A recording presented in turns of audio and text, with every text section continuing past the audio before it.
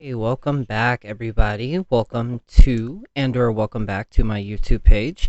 Hi, hello, I'm firelotusthewitch, and yeah, so I made a TikTok asking people if you had ever made an ancestor jar, and I was gonna do a tutorial.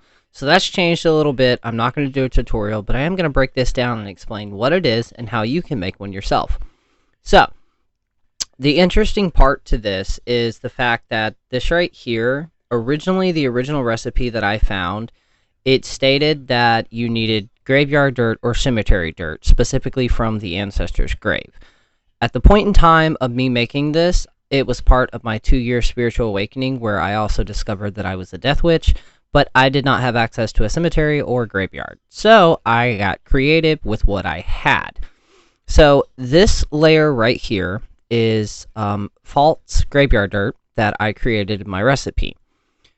And the reason that is because also the original recipe to this basically stated that you're going to use the graveyard dirt to basically bind the spirit to the jar, which in my practice is just a no-no. But spirit jars or ancestor jars are basically spirit homes. So, and these are in so many different cultures around the world. And no, you do not have to just necessarily use the jar. But here's how I did it. So this right here is coffee grounds mixed with specific herbs like I almost said cumin, not cumin. Herbs that are specifically designed for spirit communication and spirit appeasing. So this basically right here, I used unused coffee grounds. Now this can be expensive coffee, cheap coffee. It can even be instant coffee. That's not the point of this. This is also going to be a great way for you to also use divination to interview your ancestors to figure out what they also want in this as well. But I mixed together coffee grounds, a little bit of eggshells, and multiple different types of herbs for spirit communication to enhance that and to also appease the spirits. I did mix some oils in this, but it's extremely important to note that if you do that, you need to let it fully dry. There's no wet ingredients in this. It all needs to be dry because you do not want this to mold, right? So you start by putting the dirt right there, and then you're going to add in the layers. Now, this also, there is some eggshell in here for protection. There is some, the actual recipe for this right here is mullein. There we go. That was the herb that I was looking for. Mullein, coffee grounds, blue vervain, or blue vervain, there we go, crossroad dirt, and dirt from a very, very old cedar tree. But again, use what you have. So you're going to create that.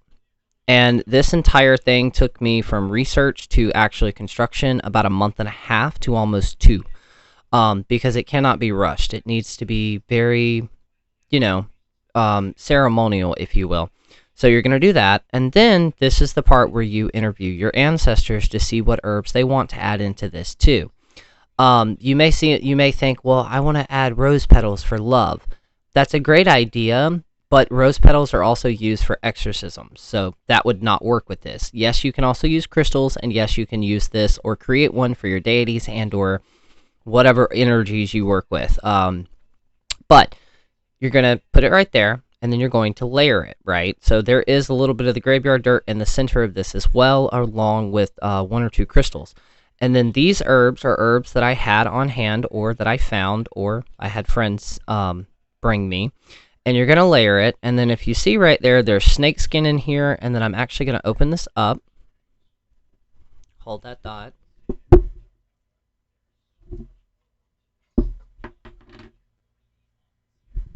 You'll also see a cocoon in there, that, again, for protection, but the snakeskin and the cocoon also have specific meanings, and you're going to layer it.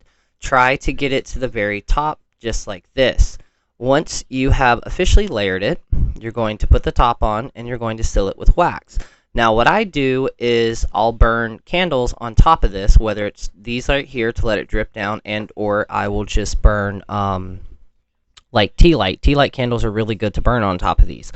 But essentially, this creates a home for the spirit that you're working with. And they need to be taken care of, so you're not going to dossel this around And like if you were to move, this needs to go in like a bag where your clothes are at versus just being thrown in a box. And I love it because it is travel size. But this is a great way to kind of pinpoint and focus on the energy specific ancestors or deities that you're working with. You can charge these under the full moon and new moon. The next question I normally get is, okay, well, how long do I have to, use it for before I need to revamp it? That's up to you. It's your own personal practice. No, this does not just have to be in a jar. This could be in multiple other structures. But yeah, that's how I did it. Let me know if you actually want a tutorial on how I made that right there specifically, and I'll put that together in a video in a few days.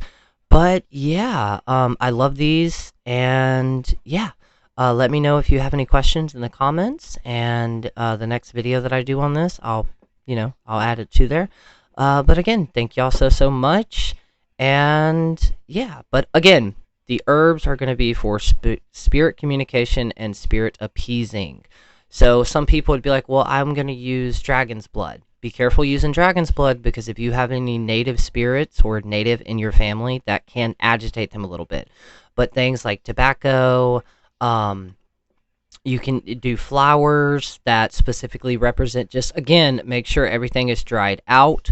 You do not need anything wet in here because it doesn't need to mold, okay? Yes, you can use a little salt. There's salt in here too. There's a couple other few ingredients that I'm not mentioning. But yeah, that's an ancestor jar / spirit house. And you can make these and not be a death witch or even practice death magic, okay? But like I said, if you have any questions, leave them in the comments. And yeah, thank you all so much for liking, sharing, and subscribing. Until then, I'll talk to you all later.